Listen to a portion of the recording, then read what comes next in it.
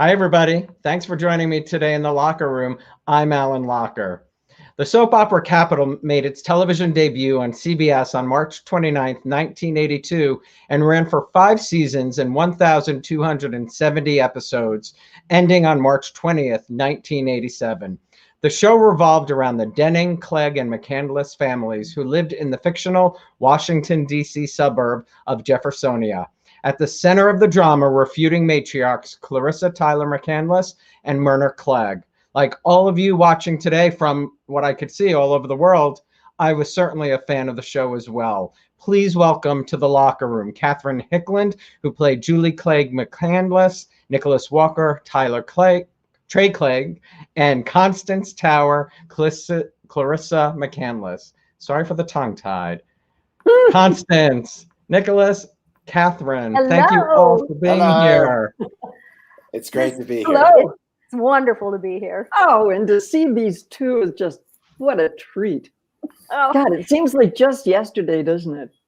Yeah, I know. And it happens to be the last century. I know. When we reminisce and we talk about Capital, we're talking in another century. Yes. It's sort of awesome. Yes. I don't feel that old, but I guess we are. Yeah, and we've all three been done other shows since then, and so could I ask a quick question? Sure. Okay. Take it away. Okay, so Nicholas, you were on One Life to Live before I was. Yeah. And then were you on another show, or was that it? And then No, that was I did General Hospital, Young and Restless, Santa Barbara, and One Life to Live. My God. Okay.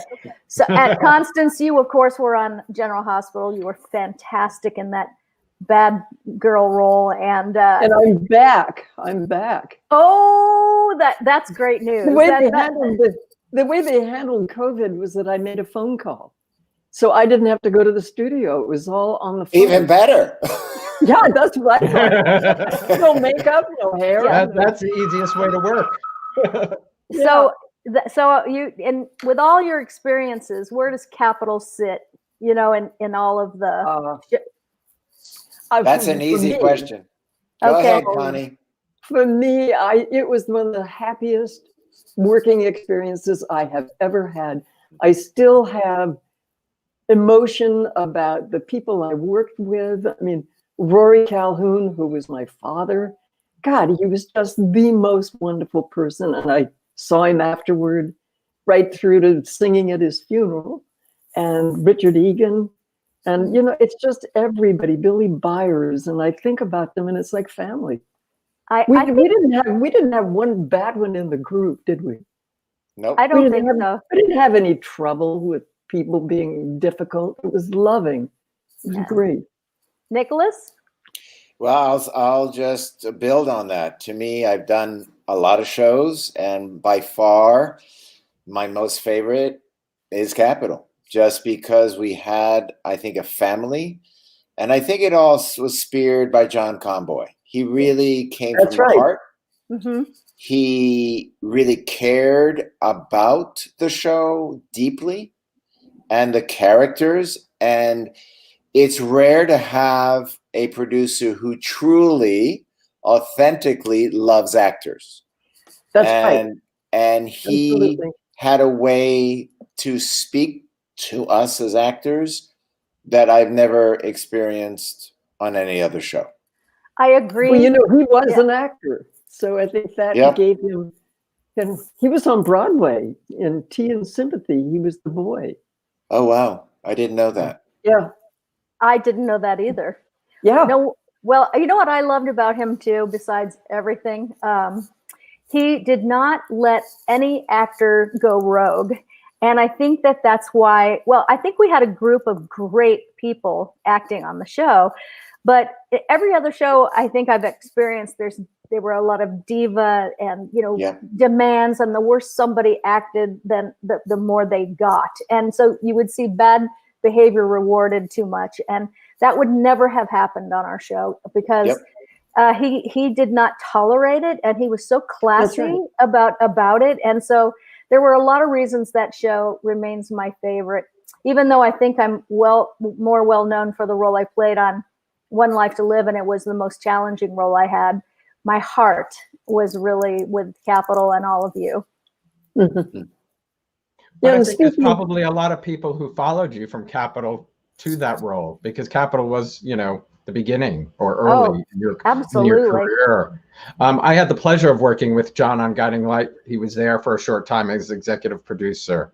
He was. Oh, I forgot that. Yeah, he had come to New York and worked on Guiding Light for a little while.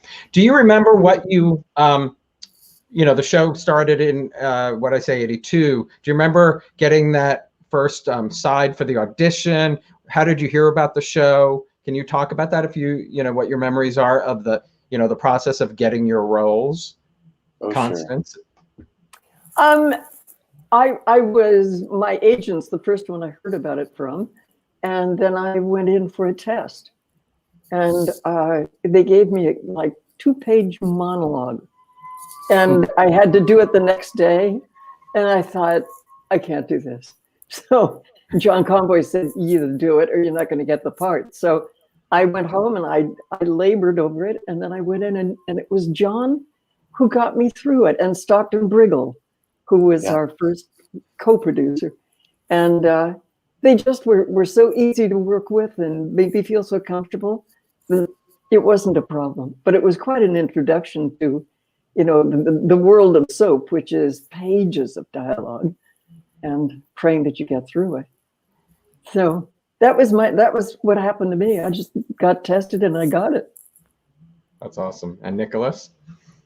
Well, it's interesting. I was slated to play Tyler McCandless, and they kept auditioning me, 3-5 times. I was actually in New York, and then they asked me to fly to Los Angeles, and I come from theater, and I much prefer always to play the antagonist.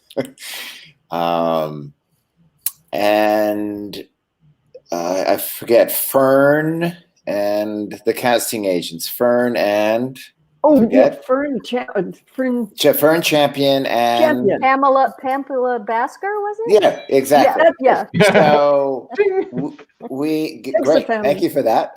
I know it was Fern Champion, but I couldn't remember Pamela Basker. Yeah. Sorry, Pamela.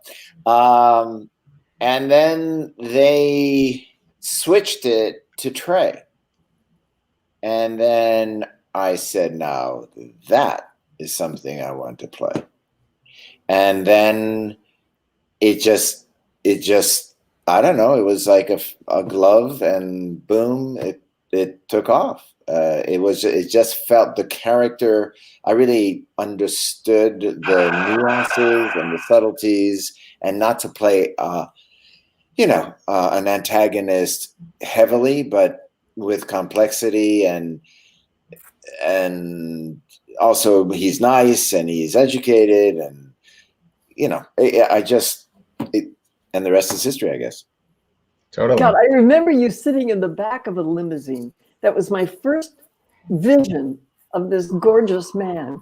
And he was sitting in the back of a limousine. He was so at home, so perfect. That was in Washington, D.C. when we So we shot. Yeah, we shot our first thing in Washington, D.C. Yep. And it was icy cold. It was snowing. Yeah. It Terrible. was miserable. And here he is in this beautiful limousine. He says, "Hit her." Yeah, that was my first line. Hit her? Hit her. Yeah, hit her. I told the driver to hit her. Yeah, and then I fortunately jumped out of the way. That is great. That is great. Catherine? I came on the show, I think, in the second year, and when I went to audition for it, I did 3 episodes on General Hospital. I played Blackie's teacher that he had a crush on, a high school teacher, and Gloria Monty was the executive producer, and she was really, really a strong presence. And I got the call to audition for Capital, and so I didn't know what the part was for. And even when I went to read for it, I didn't know what the part was for. But before I went to read for it, I went to Gloria Monty and I said, they want to test me or read me for a part over on Capitol that's a long-term contract. She said, well, maybe we would like to use you as a long-term contract. That's why we're testing you out here. And so I was really like, I really didn't know what to do. It was a horrible feeling in my life because I didn't want to upset her or let her down. But you have to make decisions sometimes, a bird in the hand or two in the bush, and I felt like if I didn't go audition for that show, maybe I wouldn't get it. But I knew if I did audition for that show, then she would not have allowed me to be on the show. It's just the way she was. Not a bad way. It was just her way. So I went and I read for Capitol. I didn't know what the part was for. Bill Glenn directed it. Oh, Bill Glenn. And they told me immediately that I got the role. I think I was on my way home from it in the car, and I'm like, well, what role is what is the role? and they said it was for Julie McCandless, and so it was a recast, and I felt terrible because I didn't know what the circumstances were about that, and I still don't. But you don't ever want to take somebody's job. But when I thought deeply about it, I realized that somebody was going to get that role, and so might as well be me. And so I happily took it, and it's not easy to fill somebody's shoes, So you just, and I did watch the show, by the way. I remember that limousine scene. Yeah. So, but the funny thing is I read for that part in the very beginning, but I didn't get it. Kimberly got that role. So it was very weird for me, because I wanted that role in the beginning. So I ended up playing the role, which is really weird. And the role was always meant to be yours. I guess, That's but completely. Yeah. Until doing the research for this, I didn't realize that you weren't her the whole time. Because I did watch, but I don't remember about, but to me, you were Julie McCandless, Thank you. Well, all blondes look alike, as you know. No. Nice try there, Catherine. Yeah. Yeah. So Nicholas, was your first day in DC? Yes. Wow. I mean, yes. Yeah, we all got flown out to Washington, DC. It was my first time that I met Carolyn Jones, who played the original Myrna Clegg. Yeah. And I loved her immediately because she was saucy and had a strong point of view. And I just love that in a strong woman. She was a wonderful actress. God. Wonderful actress and a great sense of humor. And always there was humor underneath everything. But steely, don't mess with her. No, that's right. Yeah, and it was free. I mean, that's what I was caught off guard about how cold it was, and I think we all were. And no one had long underwear, and we're all there chattering, ready for the scenes. And people say you can't be, you can't be chattering. Literally, my teeth were chattering. It was cold. It was bitter cold, and Carolyn had this beautiful Russian fur hat on. That's right. That was her first. That was her first sort of appearance, and I said, "Perfect, a Cossack," Incredible place to shoot a show called Capitol, huh? It was unbelievable, and then they did all the footage that stayed with the introductory of the show for the 5 years that we were on air. There was talk, and I don't know how real all this was, but it was between being a daytime show or a primetime show, and that's why I think initially aired in primetime, and then it went to daytime. It was possibly the replacement of Falcon Crest. There was all that talk. What the reality is, I was not privy behind the closed doors, but it was very exciting. And then to be able to work with what I call true professionals like you, Connie, and Carolyn, and Roy Calhoun, and Ed Nelson, who played Mark Denning. It was such a honor, a privilege for us youngins to be welcomed and taught by these longtime professionals, some of whom were major stars.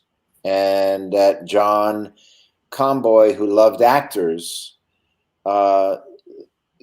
very specifically chose through all the actors of what was available and brought an incredible group of what I call the crème de la crème of old school star system actors.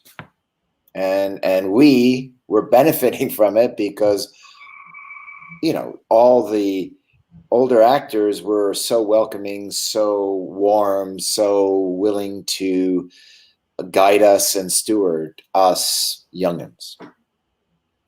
That's great. Catherine, do you remember your first day? I do. I remember because I worked with David Mason Daniels, who played Tyler McCandless, and he was the nicest person I had ever met, without a doubt. Mm-hmm. But, you know, there was such an innocence about him. Do you know what I mean? Mm-hmm. Yeah. And he kind of like you would think how Abraham Lincoln was, because he was just good through and through. He was super tall, like 6'5". So I came to about here on him. So anytime we had a kissing scene, I would run over to the stairs and jump up like 3 stairs, and that would work. So right there. But he was really nice and made everything very comfortable for me. I felt scared. You know, I always am, like, even today, if I step out on stage for the first time in a while, you know, with what I do, because I don't act anymore. But, you know, I have to kind of roll it around in my head because I've always had stage fright, and had to overcome that when I did Les Mis on Broadway, because there was just no way I would get through it. So I was very nervous, and everybody was really nice. And I remember standing there thinking, I'm talking to Rory Calhoun. I'm talking to Richard Egan. I'm talking to Constance Towers. I'm in a scene with these people. I mean, Richard played my dad. Marge Doucet, who was amazing, played my mother. And I had many, many scenes because Nicholas was my brother. And Connie was my mother-in-law. So, you know, this is a nice little reunion, to speak, because we were totally intertwined on the show. Yes. Yeah. Speaking of Marge, can you all share memories of Marge? I worked with her on Guiding Light. And she was a class act. Oh, she was all the way. What a wonderful lady. And I kind of kept up with her because she was in New York these last few years, and a friend of a lot of my friends in New York. And she just continued. I mean, everybody who knew her just said the same thing, that she had this wonderful sophistication, intelligence, and a way of doing things that was just so wonderful. And she stepped into that role of Myrna Clegg and brought herself to it, because Carolyn Jones was a tough act to follow. And Marge did it. She just stepped in, and she was Marge Doucet. She was wonderful. Isn't that interesting for Marge? Marge, when she came to Guiding Light, took over the role for Beverly McKinsey. Oh my gosh. Another, you know, and made it her own. It was tough shoes to fill, but it's a testament to the actor to be able to you know, step in for Carolyn, to step in for Beverly, and that's right. And for the fans to just fall in love with their interpretation. Her. Yeah, exactly. Yeah. And she was so beautiful. God, she was a pretty, lovely lady. Do you remember? Certainly had the bones. Oh yes. Do you remember when she put us all on a plane and went to Kansas to stump for the governor of Kansas, where she was from? Were you there for that? I wasn't Either a of part you? of that. No. Yeah. I don't There remember. were a gaggle of us. She literally put us on a bus to Kansas to stump for the governor of Kansas. And I remember thinking, okay, this is fun. My personal life was in an utter disaster at the time. So, to go somewhere was always a good thing for me. So, but she was that very socially correct, active, and she was an amazing woman. So interesting that you were on a show about politics and she was political.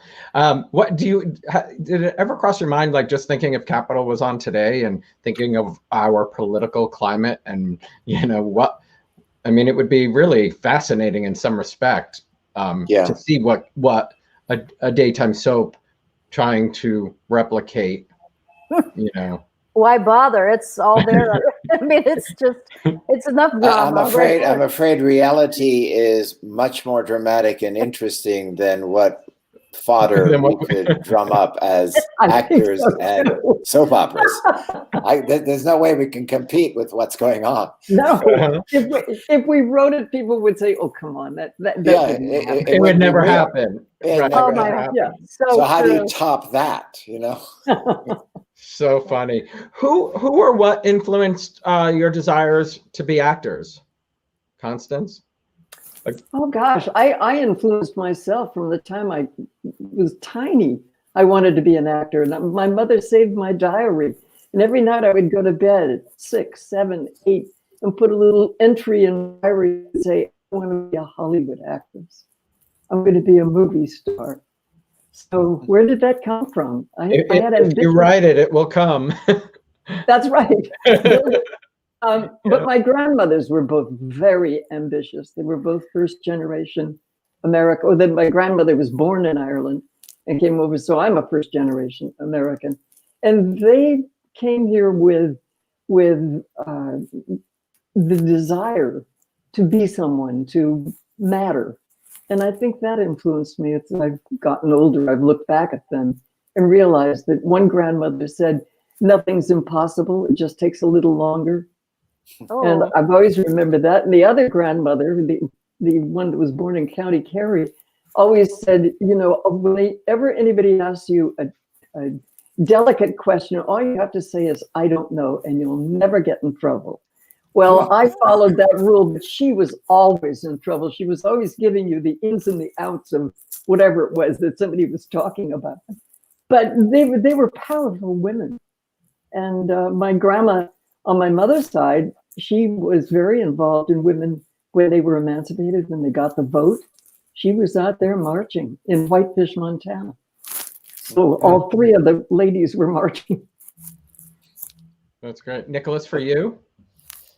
I think I came to acting in high school. We had musical theater or children's theater. And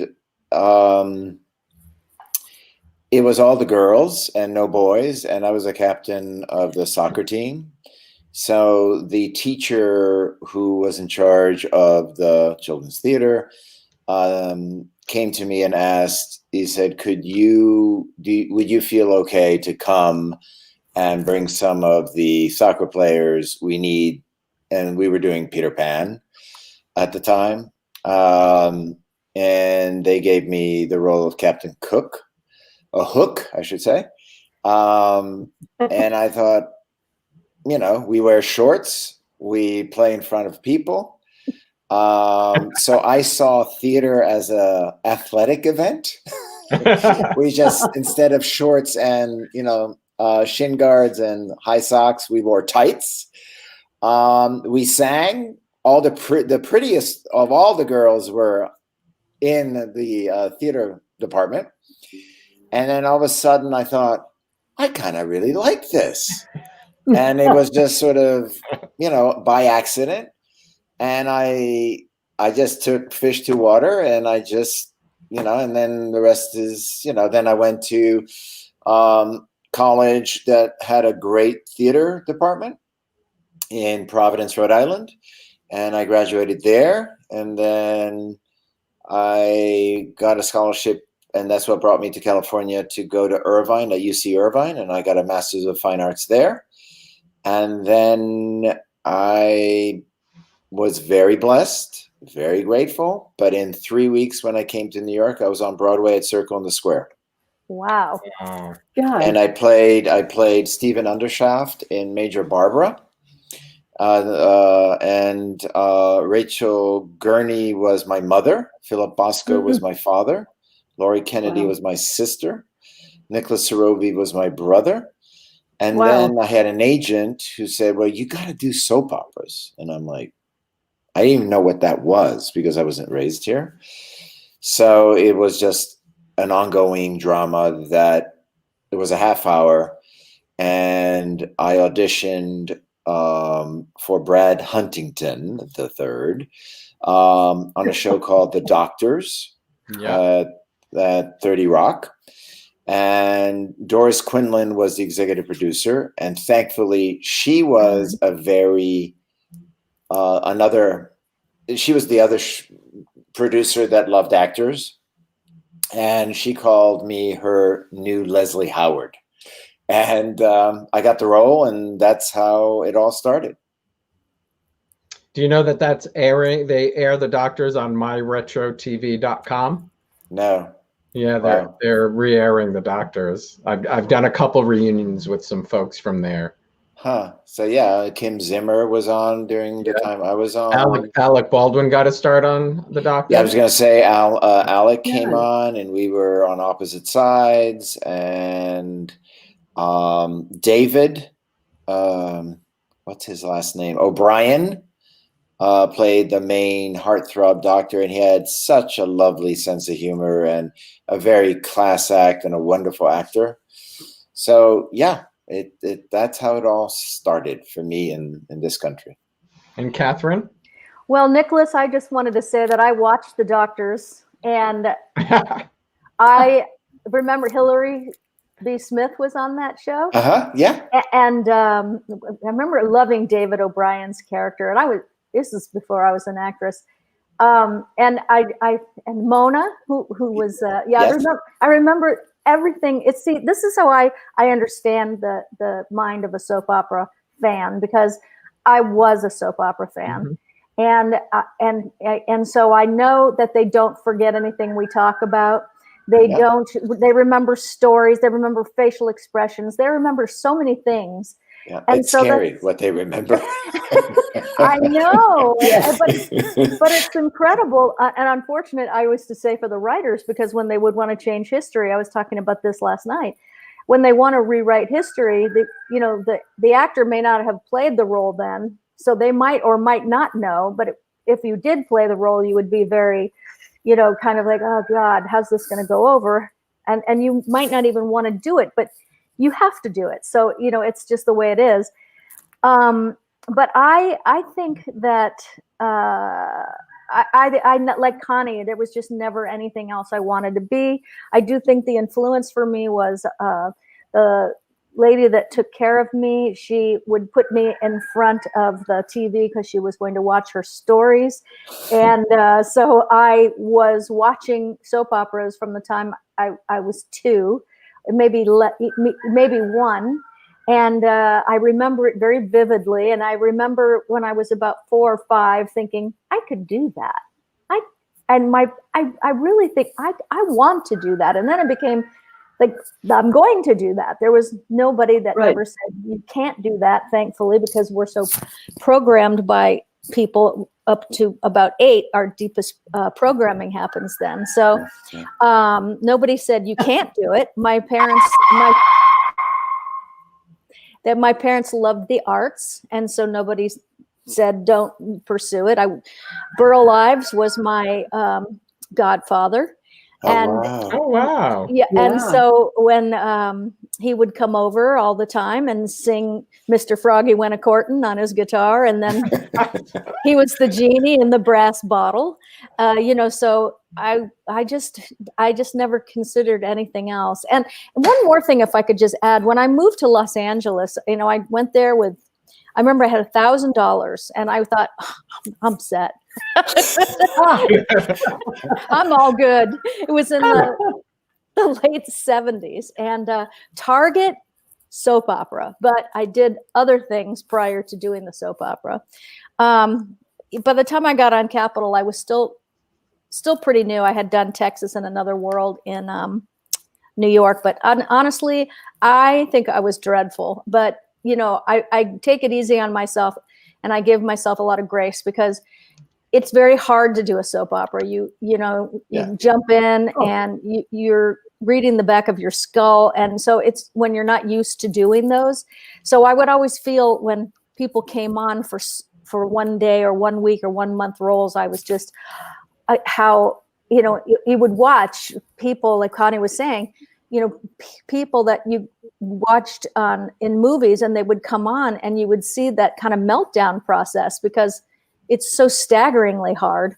So I look back on Capitol and I think, oh God, I was terrible in that scene. But then there's days I think I was pretty good there, but I didn't watch the show. I didn't watch myself on the show.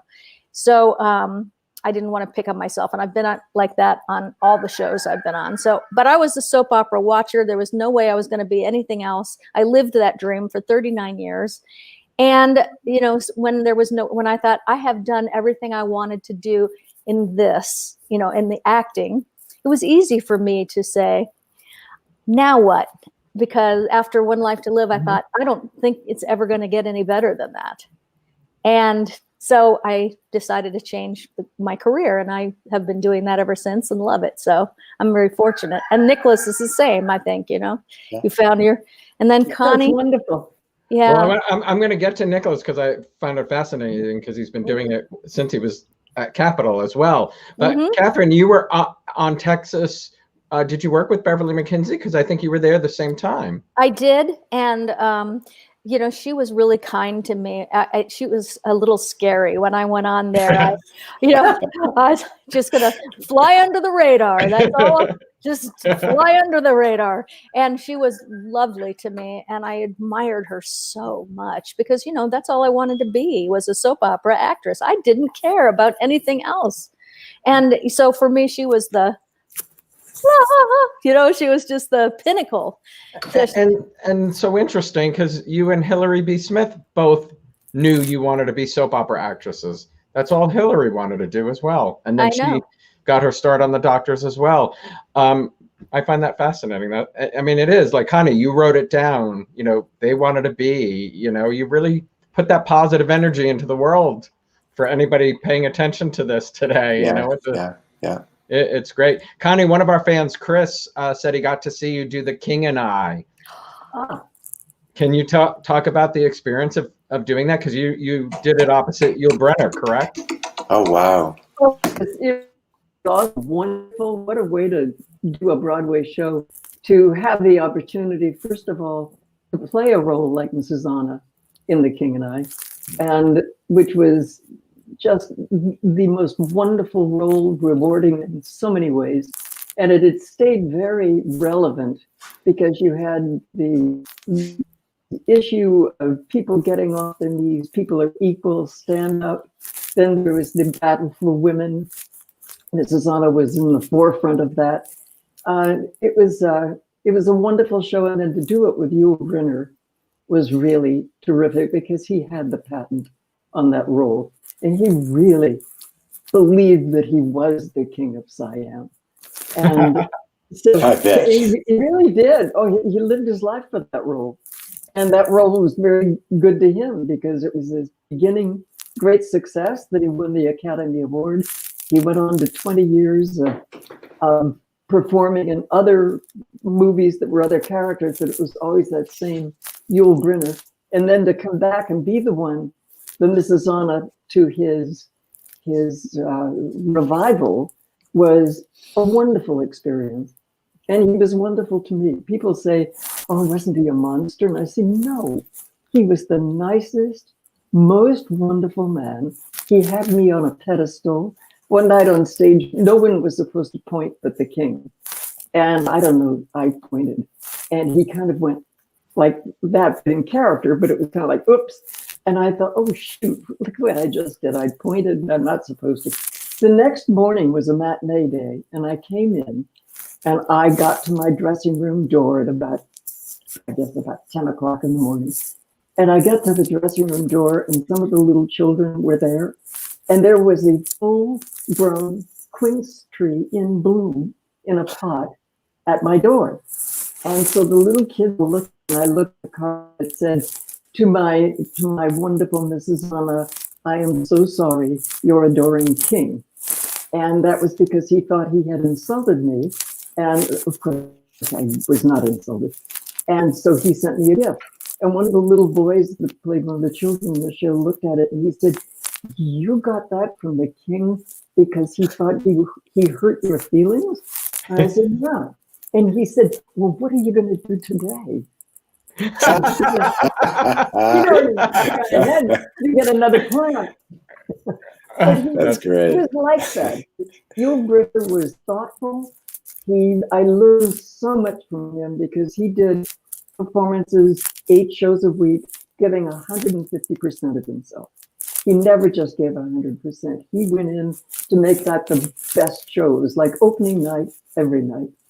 And the only time I ever saw him intolerant was he was intolerant of someone who was taking it easy and not treating it like it was an opening night. So he anytime he lost his temper, it was for an absolutely valid reason. And he insisted on the car. People used to say the limousine. It was the biggest, longest limousine you've ever seen. And they used to bring it up to the stage level in the freight elevator. So this limousine was sitting there to the end of the show when he would come out of his dressing room and be whisked away. And I said, is that true that you have that in your contract? And he said, my darling, can you imagine what a producer would give me to leave the theater if I didn't specify that car? He said, can you imagine being a little tiny Volkswagen going out, how the fans would feel? And he did. He had this image of who he was, and he lived that role. So he was excited. He was the king. He was the king. He was the king. I know that there's some sound. I don't know kind of if it's your I don't know where your mic is because maybe it's by your, is it by your scarf, I wonder? Oh God, I'm blonde. I put it on. I don't know if it's you. I don't know if it's you. I'm just hearing a little crackling, so I was trying to figure out who. What is the mic? What does the mic look like? It's the long piece on the right-hand side. Right, like this. It's like a little tube. And it's usually on the right side, but I don't know if you have your earbuds. I think it is Connie because I just muted her and I don't hear it. Yeah. Yeah. I'm going off of it. Yeah. Let me take them off for right now because it might. Yeah. Yeah, so there it is. maybe have it backwards. Yeah. So there you go. I had it in the wrong ear. There you go. Oh, that's better. You want to hear every I word. thought I was hearing Catherine's rooster. So did I. I thought it was cock-a-doodle-doo. So did I. Oh my God. He's out there, right there. So Yeah, lots of fans were asking the same question about if you can all share memories of Sloan and Trey's wedding at the Jefferson Memorial. And Brett was asking, did they also recreate a set in Los Angeles of part of that or something? Yes. So obviously you couldn't replicate the Lincoln Memorial. It was Lincoln, not Jefferson. Somebody said Jefferson. I'm not sure myself. So I think it was the Jefferson. Okay, so it was the Jefferson. Were all three of you there? Well, Catherine wasn't because it was Julie Beck Hilton. And Connie certainly was there, and I was certainly there. And what was interesting, I have different memories. It was that, and then we had I'll never forget it because I literally almost threw up.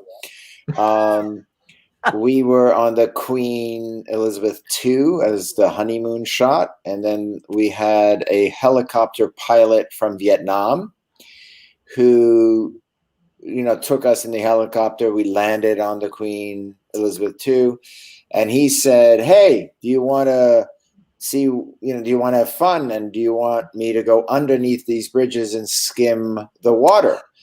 And I thought, Yeah, I'd love that. But that was the wrong answer. Because he not only, he did it, and obviously he was a very professional, high-ranking pilot from Vietnam War, but we were at a certain height. He didn't transition like gracefully. He just dropped and I was like, are we kidding? Are we crashing? We literally just dived to the Hudson River and skimmed it, I don't know, 5-10 feet above the water, went underneath these New York bridges. And I went, okay, I'll be careful what to say next time. And then That's when Stokes had money, though, huh? To take you all to the Jefferson Memorial for a wedding. Yeah, but I think that's John Conboy, who had such a strong vision and unwavering commitment to bring a new quality, a realism, a level of detail that was not seen on soap opera generally. And that was really all of his hard work and really not honoring his commitment to his vision. And then, and I think the wedding, we had up close situations in a church, I think a Lutheran church on Fountain in Los Angeles. So we were all spread everywhere. So you were standing in the church going, didn't I say this already? Yeah. I think we said this in Washington. Yeah, exactly. Catherine saying that's one of the depths of soap opera, is that in the writing it's so cleverly done that on a Monday they sort of recap what you said on Friday, but it's a little different. And you get in the middle of one of those speeches and you did think to yourself, I've already said this, but I was saying it in a different way. Yeah. And also, I think, now the way that soap operas are shot, because they started doing this before I left, and it was, you were shooting things out of sequence because they were shooting by sets, not by the script of the day. We were shooting pieces of shows, and if that set was up that day, we shot the whole week's pieces there. And then we would do, and so sometimes, I don't know if this ever happened to you, but I would say, I don't know what I'm talking about. I mean, I don't remember this storyline. I mean, is it the ambient or is this reality? Because I couldn't remember where's this coming from? And oh no, we haven't shot that yet. I thought, oh my God, I knew that I was going to be in trouble, because how did I know what to play? If you're shooting a piece of something that hasn't been shot yet. It was very difficult, in that way. But just to say on what Nicholas said, John Conboy had something that is so rare, and it's a spirit of excellence. And he just, it was going to be done grand, and it was going to be done right, and it was going to be beautifully on that show, in that sense. But his spirit of excellence is really what made that show so incredible. And I do remember, very rich looking, Yes. Well, remember Bill Glenn was the king of the sweeping chandelier shots, right? Oh yes, my darling. And then also to have boom, the boom, you don't see it on soap opera sets. And to overlap on what you said, Catherine, about John Conboy, is that, having done other soaps, some of the old standby actors, like on The Doctors, would joke saying, I'm reading for dollars. And it was the first soap opera that had no cue cards allowed. And I thought, that's really cool, because it forces us all to do our job, but to really be in the moment. And really, it's like, I called it a controlled improv, because we have so much dialogue to memorize every day. Oh yeah. And if it's a little off, but the spirit of what we're trying to say is there, we just keep going, and it makes it very lively and connected. And I, that was the fun part. And that again was John Combo, who said, no cue cards. Mm-hmm. That's right. I didn't even know what a cue card was, but on Another World and Texas, they had this it's probably on the Doctors too. It was like a box light, and it had a scroll of dialogue. Did you have that on the Doctors? No, the Doctors had actually somebody, and I pity the poor soul had to do it, had to actually write the dialogue. Yes. On these big white cards, and he would be, right at the bottom of the lens, and you could see him flipping the page, each page, and literally, everybody joked, but it was true. It was reading for dollars. So how'd you do that when the red light, your tally light would go off? Would you take a glance at the card? Oh, that's funny. And I could never do it. So, because I came from theater. Yeah. And to be honest, my first experience on the Doctors was hell on wheels for me, because I was doing the Broadway show at night, coming in at 7 a.m. to do that and then go back to the show. So I would literally have nervous stomach, so much so that, I was like, how can, and then they changed the dialogue, and I'm like, from theater, you can't change the script. You have to honor every word, every comma, everything. So I was going through a nightmare for my first, 6-9 months. Yeah. Sick to my stomach every day I worked on that show. I know. And you get cranky because you're not getting sleep either. So it's no fun for anybody around you. Yeah. Oh yeah. I would go to a dinner party and put my script under my bottom and sit on it at a dinner party, because I thought that through a process of osmosis. And up it comes. That's right. That's a new one, Connie. I have not heard that one before. That's a new one. Alan, I'm sorry. Go ahead, Connie. No, that's okay. I want you to tell your story. You said the funniest, so I want to hear it.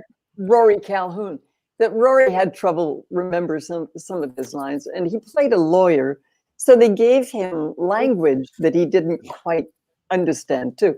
And he had the word obfuscate one day, and he just couldn't get it in rehearsal. And so he's wearing his glasses, and he'd look around, he'd have to get his script. And so I said, I tell you what, we were in the living room, and I said, I'm going to put that word on a stickum piece of paper, and we'll put it on the edge of the coffee table. And when you get to that, just look over there, and the word will be there. So he said, wow, that's perfect. Well, the one thing that neither one of us thought was that when he came on to when we were shooting, was he took his glasses off, and he came on. And when we got to the place that I knew before it happened, and I saw Rory go over to look for the word, and then he went, and he was down squinting at the table trying to say obfuscate. I lost it. They had to stop shooting. I had to go out in the hallway, and I had to walk around because I could not pull myself together. It's one of the funniest moments I've ever seen. I think all actors have their scripts, hidden behind pillows, and their scenes. And every time cut, you'd run grab your script. Yeah. Then when in my 40s, I had to start wearing glasses to see, and I thought, oh my God, now I have to hide my glasses and my sides, but Connie was John Gavin was Connie's husband, and he was the ambassador to Mexico. And I remember question. Oh, there you go, guys. I remember that so well. So ask her the question, and then one of our fans, Connie Sprite, I believe is his name, was asking if you could talk about your late husband John, because he was Sprite's idol growing up, and he envies your experience. So he would love to hear stories if you would share. Well, because I was commuting to Mexico. So I would work all day at CBS, and then I'd get on an 11 o'clock flight that night and fly and then get to Mexico City in time to go to bed, but really to get up because I'd have a dinner to be put on that night. And then sometimes I left that night after the dinner and got on another plane and flew back to be at Capitol the next day. But it was, I shouldn't talk with my hands, should sit on them. But it was wonderful. I couldn't have done it without John Conboy. John understood my life and he made it possible. He made that work. And there were times when I just had to be in Mexico and he would write around it or do something so that I could be there if it was, that was me. You know what, Alan, do you think she could take her headsets off because we can hear her? Is it me? Yeah, I think it might be. I can't hear her though. Okay. Oh, you can't hear. Yeah, then keep him in. Oh, then The sound's not bad. Yeah. Keep him in. One in. Okay. But it definitely is mine are doing it. I think so. It might just be the broadband there too. You don't know. Yeah, you never know because we're Yeah. live. It's Beverly Hills. Yeah. It's Beverly in the Hills. hills. Oh, God, Beverly Hills. I Don't get me remember started. when you had to go to Mexico, and we were tired at the end of the day. You're emotionally tired, your eyes are tired, your body's tired, your mind is tired. And you would be getting on a plane to go to Mexico City, and you never, ever, ever once complained, whined about it, nothing. And you were just it was an honor for you to go and do it. And even though maybe Absolutely. but you never complained about it. And I remember some of those times you had to get going. And I remember thinking, how does she go there and put a dinner on tonight in Mexico City when we're this tired? Also, after the 1985 earthquake in Mexico, you created Project Connie. Can you talk about that? Because I thought that was brilliant. Well, there were certain rules like protocol that said what the ambassador's wife could do and couldn't do. Barbara Bush was the first one to tell me. She said, look, protocol's there to help you, not dictate to you. So do your thing, but use it as a guideline, but it doesn't have to dictate to you. So when the earthquake happened, it was not considered the right thing for ambassadors' wives to be in certain neighborhoods or to be out in the street walking around it. I just said, forget it. And I went with the Red Cross, and we really were a part of so much of the drama of those days. It was like Mexico City had been snowed upon, and the quiet calm of the first snow when it's just silent. Well, that's what Mexico City was like. And they had this powder everywhere. But the reason it was silent was they were listening. And you realized they were listening for human sounds. And there were people buried. And we found 12 babies that were buried in the basement of a hospital, had pancakes. And the mothers were on the first floor, as well as their adoption papers, birth papers were on the first floor. And all of that was destroyed. The mothers died, but the babies, the word was in the street that the babies were alive. And I heard that the Mexicans were going to bulldoze because they were so worried about disease. And so because I was in the street, I heard it. And I went to my husband and I said, you have to do something. They cannot bulldoze because I know there are babies. I know there are people still under there. They can't bulldoze. So Jack was wonderful. He went to the president of Mexico and he said, look, we'll make a deal with you. If you don't bulldoze, we'll bring you big bladders of water. We'll bring you equipment. We'll bring more dogs. We'll do whatever you need. We'll get it there if you just don't bulldoze. Well, about 2 days after that, they brought out all of these babies that were in their cribs, and the building had made a ceiling on top of their cribs, so they were sealed in, and their bodies had reverted back to like bears hibernating because they had just been born. They'd had no water, no food, really very little air for 12 days, 13 days. And they brought them out, and the most dangerous time for those babies was when they brought them out, was when they hit the light, because then the birthing process the living process started. And the shock was so great for them that they had to wrap them in like swaddling clothes. And they took them immediately in these little isolates and got them into a hospital. But those babies were called the miracle babies. And one of them I was the godmother to. And she now is a grown woman. She's 30 years old, you know, because it was that long ago. And I also found children that were abandoned and children whose parents had died. And so I have 13 children in the United States who are adopted. And I still hear from all of them. And they now have their own families.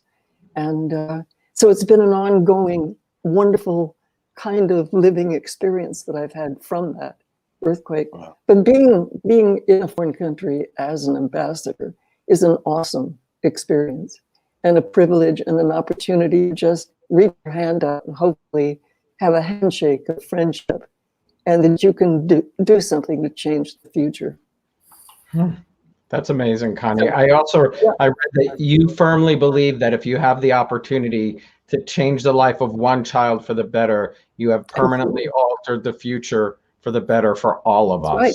Which It's I like think is such an incredible, powerful statement.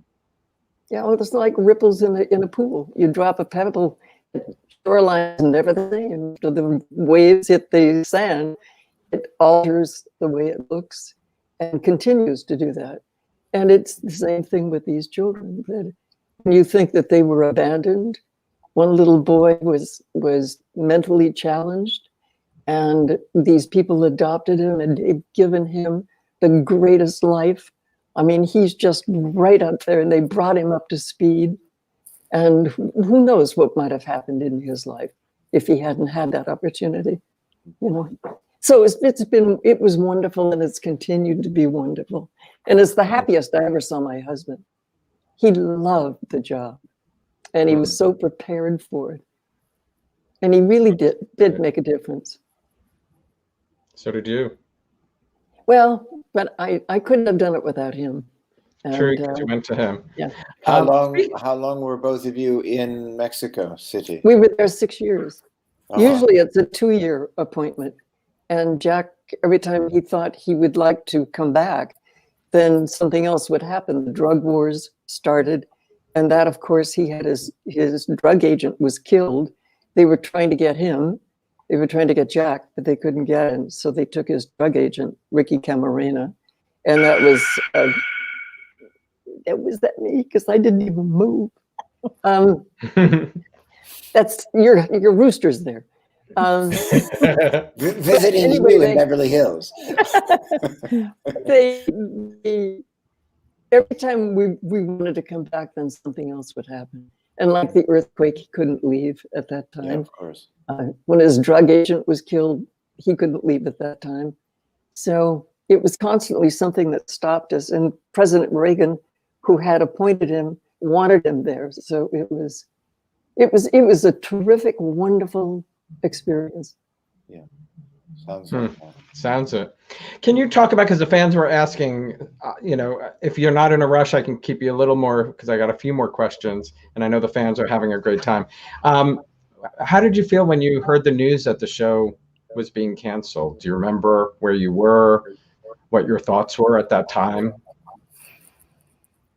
I do. Catherine? Yeah, I mean, I think we all do, yeah. I was at work that day, and we got called to John Conboy's office. And I remember our writer at the time was James Lipton. And I was completely blindsided. And I felt devastated. I do remember that, just devastated, that I wasn't going to be seeing all these people that were my family. I spent more time with them than my own family. So it was very traumatizing. I remember that. Maybe it was, I don't know. I just remember being very, very sad. And I stayed sad for a long time about that.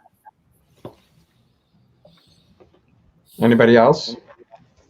Yeah, I mean, go ahead, Connie. No, you go ahead. No, ladies first. John called me at home. I wasn't, I guess, at the studio, and told me personally. And I remember being in the kitchen and turning to my husband and said, I can't believe it, that this could possibly end because it's been so successful and such an incredible experience for me. And I remember Jack standing there and he said, I'm really sorry for you. He said, I know, how wonderful this has been. And so it made an indelible memory for me. No, I remember the day too. I was working there, and it was a very I don't know. You remember these moments where everybody left, and I was stunned. So I was still hanging around John's office, and I said, I can't believe it. And he said, it's political. I was the executive. No, he was the line producer on Young and Restless, and he made that show be the excellent show that it was, #1 on the air. And he transitioned it into 1 hour. And then he said, well, I think I've done everything I can for this show, and I'd like to do my own show. And he said, I'm afraid that it has nothing to do with any of you. It has nothing to do with the quality of the show. It just has to do with political politics of network. And Bill Bell, who was the creator and head writer of Young and Restless, wanted to do a half hour. And he said, It was a very sort of human moment I had with John, because he said, well, maybe it's because I left the show that we're in this position. I said, you can't go there. It's a show that stood the test of time. It's a quality show. You had a 5-year contract. Bill Bell has the #1 show on the air.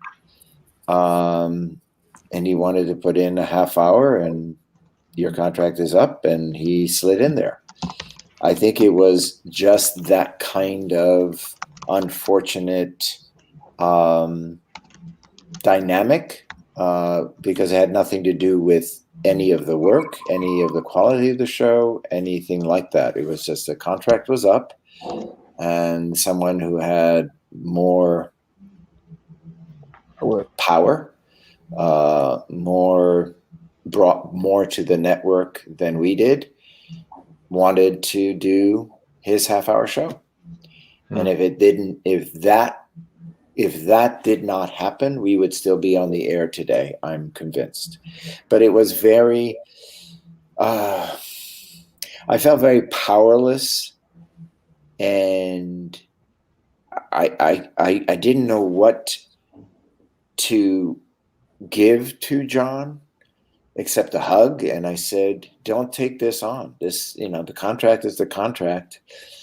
And he said, well, the rumor is you don't leave a Bill Bell show without any repercussions. And I said, well, we can't go there. It is what it is. And I said, maybe another network will pick it up. Maybe. So he was really being creative and trying to figure out a way to continue it outside the auspices of CBS, and maybe join in with Rai TV, which was the network in Italy. And it was destined to be only done in 5 years, which is hard for me still today to understand why. Because in doing a lot of soap operas in my career, this one really stood way and above all of them in the family and the respect and the true love. And it was really of a high quality. And today I always like that the good guys win. But, this time we didn't win for whatever reason, and it just wasn't destined to continue, unfortunately. I think also John owned Capitol. and if I'm not mistaken, I remember him. Am I right about that, Connie? Yes. He owned the show. It was Convoy Productions or something. Yes, it was. Yes. So I think that played into the politics of it, and I think all three of us were very close with John, as close as you could be, and still he's your boss. I think that all three of us had a very professional relationship with him, but also a personal relationship with him. And so all three of us really kind of knew what was happening there, but we didn't talk about it because that would have been bad manners, to do that. But the ratings were the ratings were good. The show was beautiful. There was, I think that I took it terribly hard. Yeah. Well, especially when it's not talked about, if it, Guiding Light and As the World Turns were rumors that they were going off for years. Capitol wasn't, and to get that like that is a shell shock. Yeah. Well, one of the deciding factors was that John owned the show, and CBS at one point wanted to buy a piece of the show, and he didn't sell it, and so CBS didn't have an invested interest like they did with Bill Bell's shows. Yes. And that was really when it got down to the point of making a decision, CBS made a decision on their own behalf. Yes. That they owned the other shows and they didn't own this one. Yeah, it costs them more to license than if they owned it. That's right. Can you share what stories you are most proud of at Capitol, that you had maybe the most fun or most proud of? I mean, I loved all my scenes with Myrna, and it was very interesting for me to go from Carolyn Jones to Marge Doucet, and what both of them shared was this very professional, the show must go on. And what I completely admired about Carolyn Jones is that she was dying of cancer and she was getting chemotherapy. And to see her in a dressing room, and we would, run lines because, we both like to run lines. She'd come in and she had no hair and she would have sort of a bandana thing on her head. And you could see her tired and beaten up by chemo and in pain. But the transition, it actually... it still brings emotions up for me, but the transition and the courage of that woman of getting the show on and putting all that personal pain and challenge and facing her death and all that, she put it aside and became Myrna. And I was so moved by that. Yeah, hard not right, but to experience it, it day in and day out, I was like, wow, And then Marge came on, and I mean there were a couple other women, I forget the names. I think Marla Adams came for a little bit to do Myrna. Yeah. And then there was another woman I forget, but when Marge came in, I said, this is the one. and it all, I don't know why, but it was so apparent how Marge brought herself to it, obviously, but she understood the core, and I call it the metal. I would call the metal, the steel spine of that character, which was Myrna Clegg. And so that to me were my favorite moments. And then obviously Richard Egan, who played my father, I loved, being his son.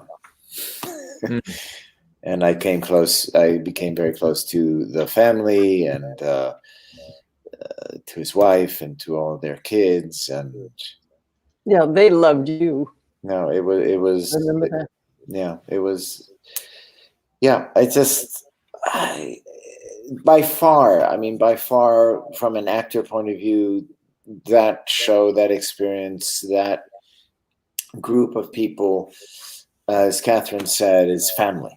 And we all carry family in our heart. So that show, that group of people will always be in my heart. That's great. Catherine, for you? Me? Yeah, for you.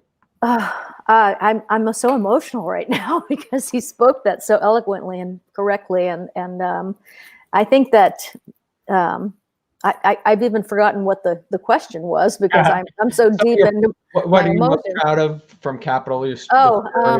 Probably the double storyline where I played not twins but people that looked alike. Right. Yeah, so playing that was fun and challenging because you were always first in the morning, and then you would be last of the day because they had to shoot you with a double, and you would be with yourself in a scene. And they did this one shot where I walked around my own other character. I circled her, and it was astonishing. I don't think it had ever been done, on a soap opera where I I circled myself to look her up and down when the two characters met for the first time, and just looking at someone that looked just like you. It was hard. Bill Glenn did the shot, right? Yes, he did. Yeah. Yes, he did. And every special show, I think, was a Bill Glenn show, in my eyes, because he was so patient and so direct in his communication with actors about what he needed, what he wanted. But I loved playing that story because it was very deep, and I felt like I was starting to get it. Around that time, like I said, my personal life was really in shambles, and so but you don't bring that to work. That's just so unprofessional. But it's hard, because you have all this going on in the background, and then when you go to work, so it's like tears of a clown.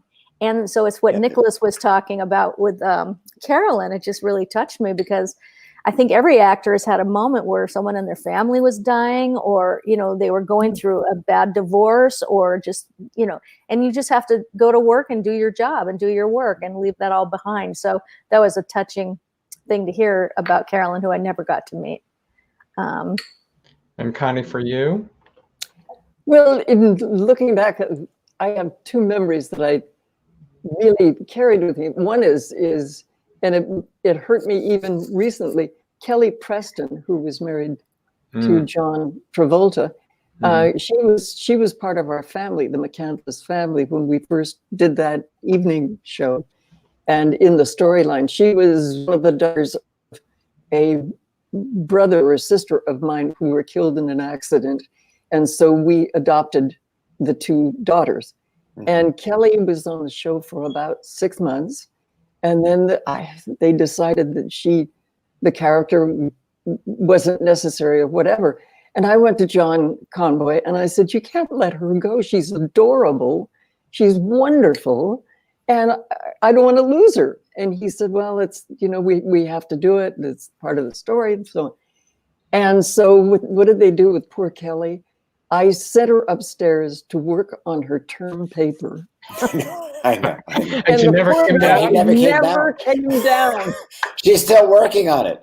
She never came down. And I would be at some big charity event or something, and Kelly would come in, and I'd hear this voice, Mom! And I'd turn around, and there she was, and John Travolta looking at me like, Mom, who are you? But we never failed when we saw each other to embrace each other. And she was devastated when she was let go. I mean, it was really tough for her. Yeah. And the other a lot right there, though, Constance, and you said 6 months she was there, and look at that. Your relationship all those years later. Yeah. All those years, we never ever forgot each other. She just fell in love with the show and everybody, and she and I fell in love. But then the other character that I had so adored working with, in Billy Byers. Billy played my youngest son, who was what if I did that? I like this. I have this wonderful mystique about me. Now the ectoplasm is going to come. And then, but he was the son that she had a soft spot for, because he was in trouble a lot. And there was a storyline where he had acquired a locket, a heart locket, for doing something that he'd gotten money from gambling or something. And he gave me the locket. And I knew where it came from.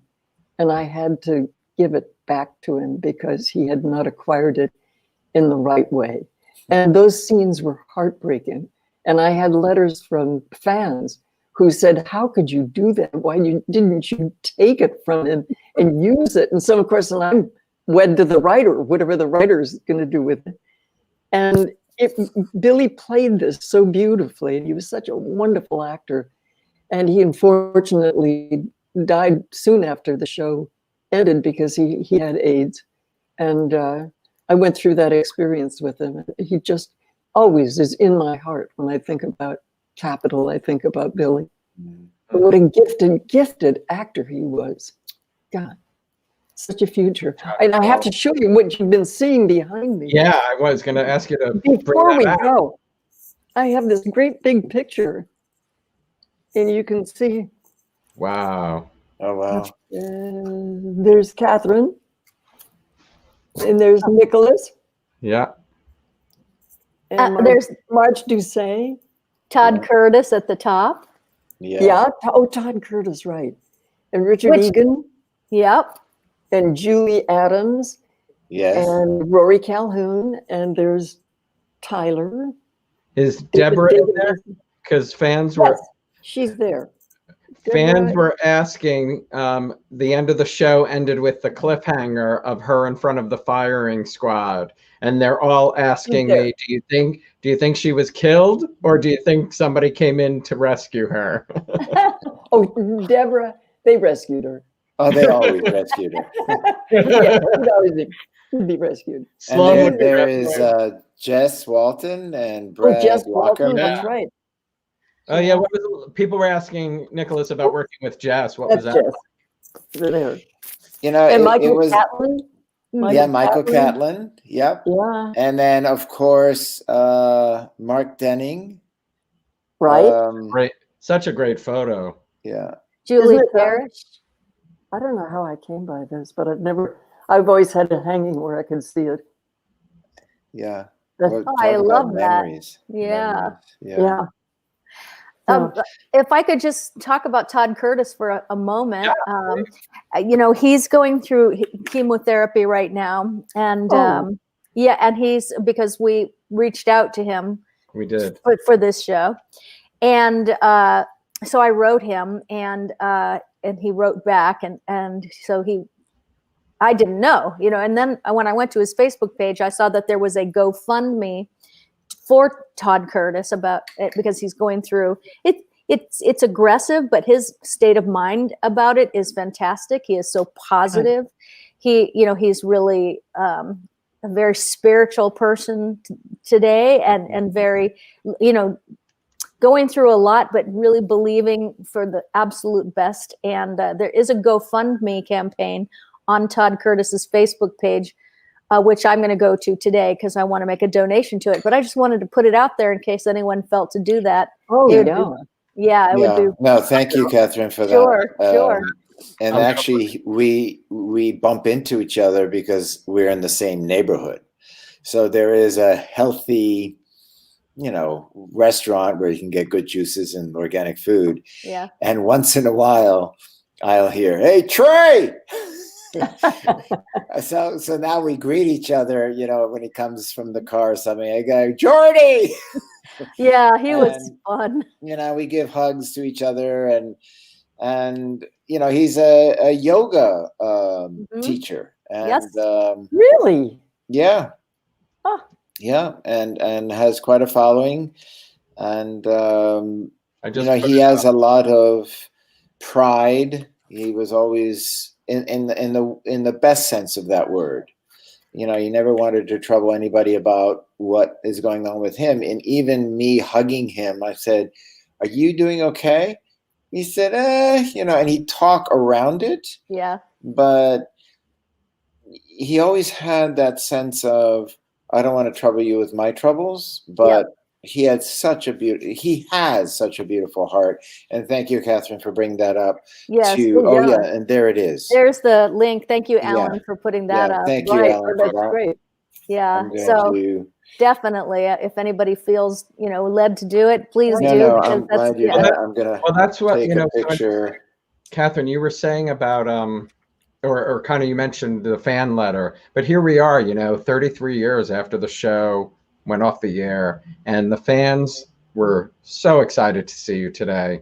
I mean, it's just a testament to that 5 years, those almost 1,300 episodes, the impact that Capitol made, and just on, each of you, on in those 5 years. Yeah. Nicholas, you have sort of retired, right, from acting, and you have been. Well, I always say if the right role comes up, I'm always open. But now I want it to be magical, and I love the art of acting, but it has to be special for me to do it, because what I love doing is creating sanctuary for people.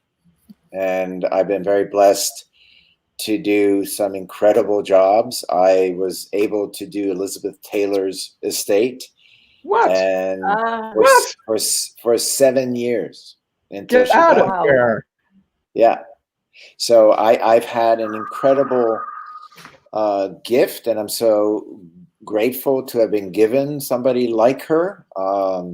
She talk about someone I call it the Myrna effect.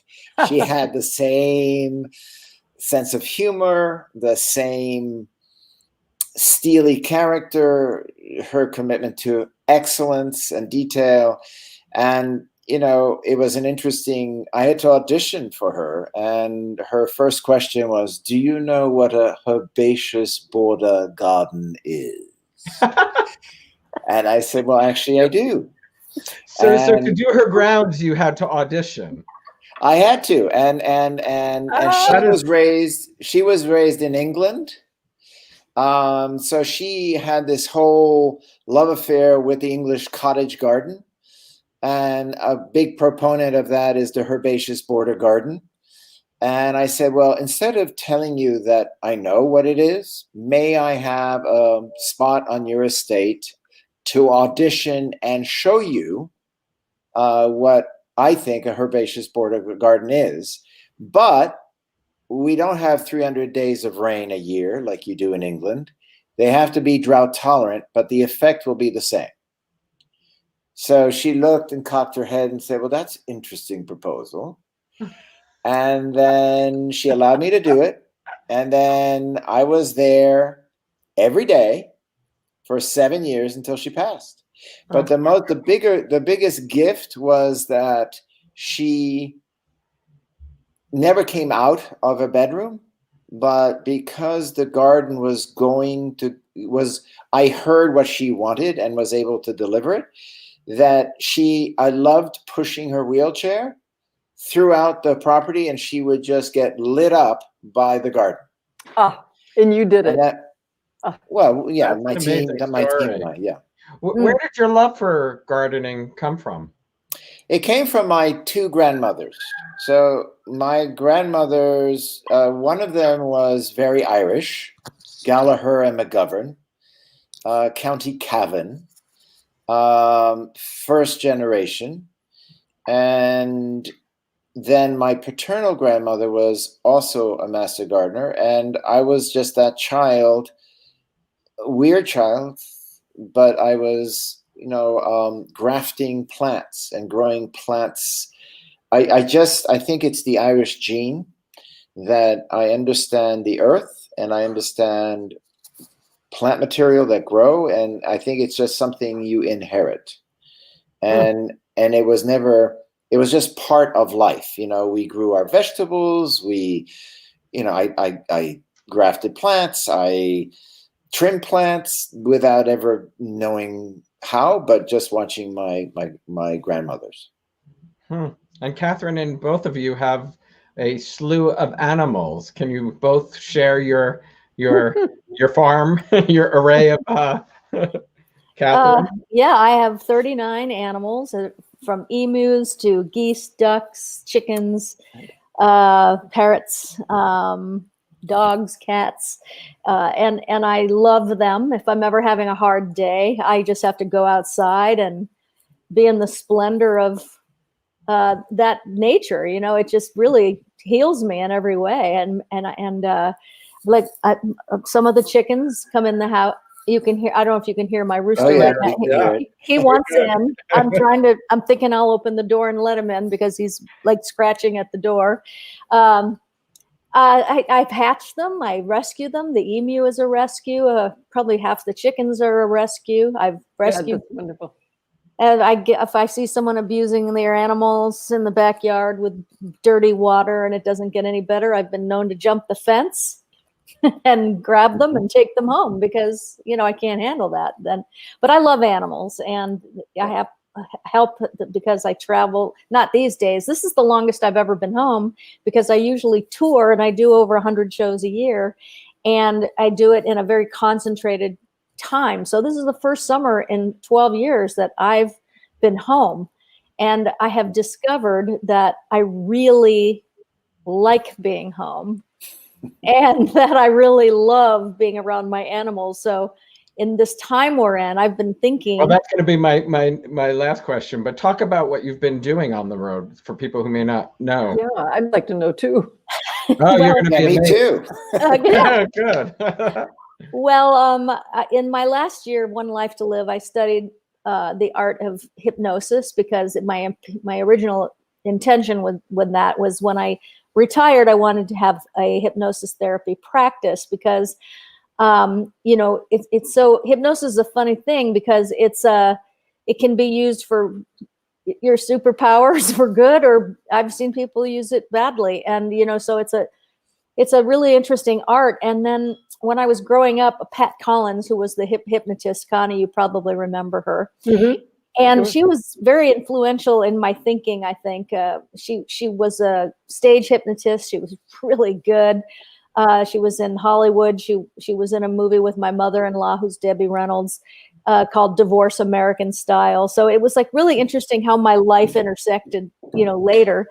But she was very influential in my life. And I think that's why I wanted to learn hypnosis. And then I took it to stage because the professor that taught me, you know, said, "You're crazy if you don't do this on stage. You would be great at this on stage." So I learned that, and I started doing stage shows within probably a year. And then I segued into mentalism, which I love because it's such a fun and fine art, and I have amazing intuition. So I thought I would really love to learn that art and combine the two things that I'm studying for a really unique show, which is what I did. And so I I guess we call them thought readers. I use the power of persuasion and prediction and intuition for mentalism. So it's a mind reading show. And then the hypnosis show is, you know, you hypnotize people and make them do ridiculous things, much to the delight of their friends and family and the audience. So I've been doing that for, I don't know, 11 years now, and I love it. But now that COVID has hit, I don't think I will be doing hypnosis that much because it's a very, for me anyway, it's a contact sport, you know, because I'm measuring trance and I'm touching people and, you know, and have people, one of the things I love is that people kind of fall all over each other in a line of chairs and the visual of it. So I really switched over and to mentalism in the last few years, and because I don't really need to touch anybody to read their mind, and you know, so it's a super fun art, and I love it. And I work, like I said, about 100 shows a year, and so I also have a theater out back. I teach personal development courses. I have one called Get Your Fire Back, which is it's a 2-day course. It's super fun. Have a cocktail party the night before it starts, and I perform a show out there, and you know, and then I teach people how to live an amazing life in 2 days. It's a very intense and wonderful and fun course. So I miss all that because I love people and I miss people. I haven't really left the house almost in 7 months. I also own my cosmetics company for it's going to be 19 years old this year. So we have the warehousing, everything on the compound here. So I'm working. Nicholas is working, I'm sure, because this, it's affected things in some ways, but not in all ways. So I really, but I'm loving being home and thinking, well, maybe I would just like to work here because I live in Las Vegas and I really love it here. And I love being home. And home is a good place. Home is yeah. a good place. Oh, yeah. And Nicholas, talk about your animals, and then I have a question about your family. Okay. Well, I'm married to Dr. Doolittle. Her name is Tamara. So everybody knows that if an animal is, hurt, wounded, cast away, everybody calls Tamara at Walker Horse Farms. So most of our animals are rescues. So we go from ducks to lots of chickens, guinea pigs, rabbits, turtles, 2 potbelly pigs. I mean, just give you a story there. The potbelly pig was bought by the couple in an apartment in downtown LA, and they all thought, well, this is a miniature potbelly pig, thinking that it would never grow. Oh, dear. And they lived in an apartment, so they fed her pizza. Oh. And she became 300 pounds Oh, and was almost dying. So we rescued her. We put her on a diet. We fed her correct food. And she lost, I think, 160 pounds and now is able to walk. She was unable to walk. We have a donkey. We have a Brahmin cow. Her name is Bella. The reason why we have a Brahmin cow is we had 3 alpacas that were attacked and killed by a local mountain lion. And we heard that donkeys are very good watchdogs because they make a lot of noise and they will actually attack an aggressor. So we just wanted a little donkey to protect our new set of rescued alpacas. And the deal was, well, her best friend is this little Brahmin cow. So if you want the donkey, you got to have cow. And my wife said, well, of course. She's beautiful. She's huge. And that's why we have a Brahmin cow. In the fires, we have, I think, 58 animals because they counted it. And there's a wonderful group of people, volunteers, that come in all kinds of cars, new Audis, BMWs, old broken trucks, just to help you move all these animals before the fire hits the property. And then, they saved us because we have 2 horse trailers and we moved our main horses, but we couldn't do all the animals. We got all of them out in one day due to this volunteer group. And then a way that they wanted us to thank them is to adopt a big tortoise. So we have another tortoise. I mean, it's just the story of how these animals come to us. Mm-hmm. We have, koi fish.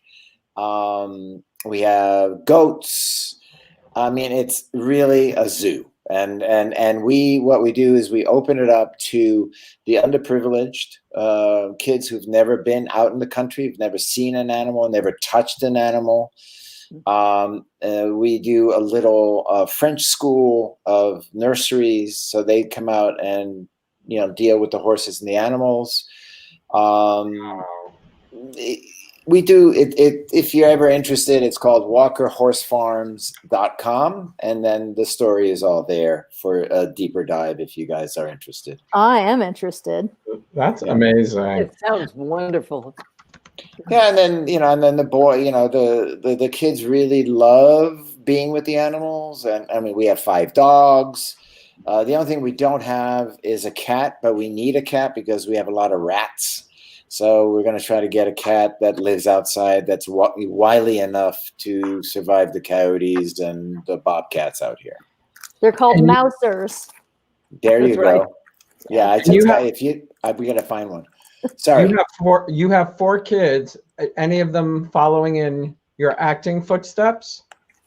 Well, my daughter, oh yes, I mean she went to acting school and she auditions and she's does commercials and things like that, but she also realizes it's a hard profession to count on. So she got her real estate license, and now her main job is incubating. She's in her third trimester, and I'm going to be a granddad to a little girl. Oh my. So right now, she is just being a mom Next to be. month, right? Next month? Yes, December, somewhere around December 10th. Very nice. Yeah. Congratulations. Thank you, Grandpa. We got a sneak peek of the name, but we'll let you announce that when you're ready. No, we'll give it to you. I was sharing that with Constance. She will have Constance's namesake. It will be Constance. It's a wonderful name. My daughter's great grandmother, is that correct? Yes, great grandmother was called Constance. And her daughter was Connie, who was also a Broadway actress singer. Right. That's right. So that came through.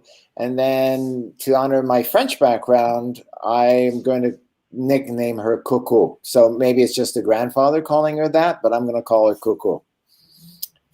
I love that. Good. Love that. And I love that you got to share that with Constance here. Yeah. Constance, and for all of you, but this has been such a strange time of everyone being home. Is there something you've all learned about yourself during quarantine that you might not have known prior? Like Catherine, you said you actually love being home. Is there something you've all learned about yourself during this time that you didn't know before? Well, for me, what's interesting is we're deemed essential workers, and I've been challenged to deal with workers who have actually contacted or contracted COVID-19. 5 of them, and just the effect of this particular disease and the fear that comes with it. And I guess to answer your question directly is I've learned that it takes more energy to be negative than positive. So I just really am holding positive energy always. And I convey that to my Latino crew. And they're all our fear. There was one person who kept getting tested positive, and we have to be very strict because we're dealing with the public and we have crews. And I said, I'm so sorry, but even though you have no symptoms and your doctor says you're okay to go back to work, you're testing over 4 months, testing positive. And I kept saying, well, you can't come back to work. And their fear is, well, I'll never have to work again. And I said, I give you my word. When you're back to being negative, you'll have your job back. And just to experience that daily with crew members who are completely, they're immigrants. They don't know the system here. They're fearful when they hear they have to go to the hospital and get intubated, and that their husband cannot or their wives cannot join them, then they take that choice of going back home and just hunker down and heal themselves. So 5 out of 5 are all fine, but 3 of them had to, quote unquote, wanted to be intubated, and they chose not to because they wanted to be with family. So I think we're still learning. I'm still, it's not over. And it's very challenging, and I just want to be more positive than negative, and that's my commitment. And I'm surprised that I'm able to keep being positive, because let me tell you, I've been really challenged, but I don't want to get negative on it. So that's surprising to me. I mean, I am a naturally positive person, but I'm really being challenged now. And you can get angry, you can get bitter, you can react. And I'm like, no, it takes less energy to just keep putting the foot forward in positive, and I hope I have some ripple effect in my team for that. Right, sharing positive, sort of what Connie was saying about helping children, just helping people. Exactly, because there's so much negativity. The ripple effect. The ripple effect, and there's so much in the press about divisiveness and lack of unity, and everybody is sort of think that they're allowed to say mean things and don't care about consequences. And what happened about just respect, love? You can be strong and express your different opinion, agree to disagree, not forget civility.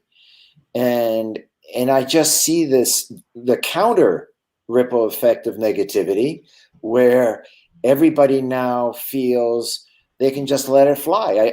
I deal with clients who are so rude. I'm like, saying things like, don't give me the COVID-19 excuse. I said, it's not a COVID-19 excuse. God. I have 5 members who are down, which affects my production.